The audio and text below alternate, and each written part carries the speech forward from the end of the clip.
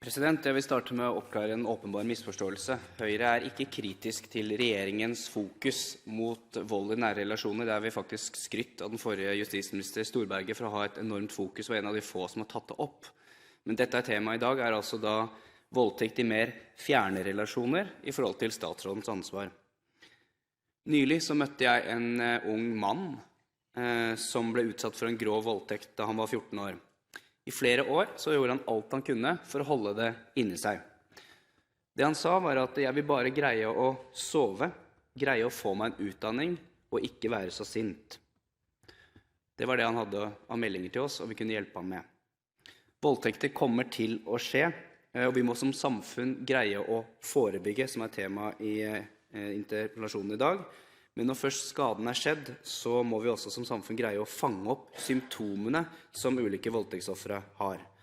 Noen endrer veldig oppførsel, noen oppfører seg ikke som det perfekte offer og ligger i fosterstilling som på en måte de som har sett på film tror de skal gjøre. Noen blir seksuelt utagerende, noen blir veldig aggressive, og noen virker ekstremt sterke og tøffe for at de ikke har lyst til å være et voldtektsoffer. De voldtektsutsatte, men ser seg ikke selv som et offer. Det stiller noen krav til hjelpeapparatet og politiet som skal møte dem. Fordi flere av de som da hjelpeapparatet møter, de tenker ikke at det det som problemet. Gutten jeg snakker om hadde gått hos psykolog i 2 år. Psykologen visste altså ikke etter 2 år at han hadde vært utsatt for en grov voldtekt. Det sier noe om at en profesjonsutdanning ikke nødvendigvis kvalifiserer til å hjelpe personer med det som årsaken til symptomene de har. I 2 uker så debatten om overfallsvoldtektene nærmest overskygget alt annet.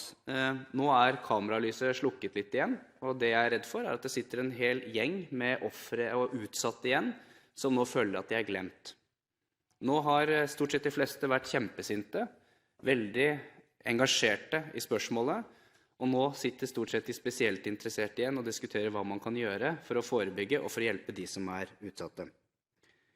Gutten jeg møtte, han vil ikke anmelde. Det orker han ikke.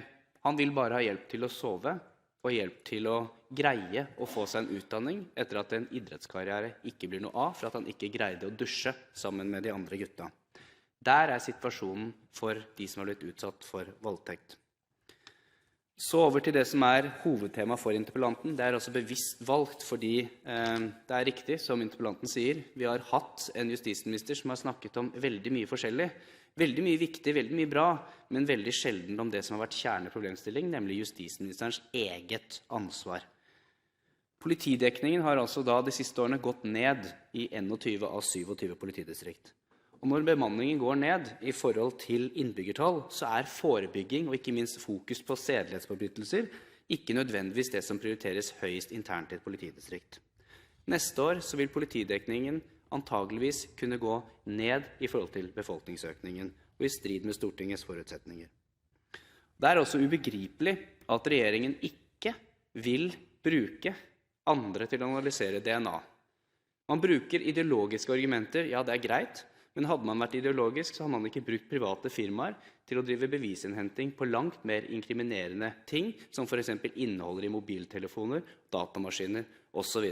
Det langt mer alvorlig hvis man mener at man personverninnstilt, som da regjeringen bruker som argument, mot å bruke for eksempel GENA i Stavanger.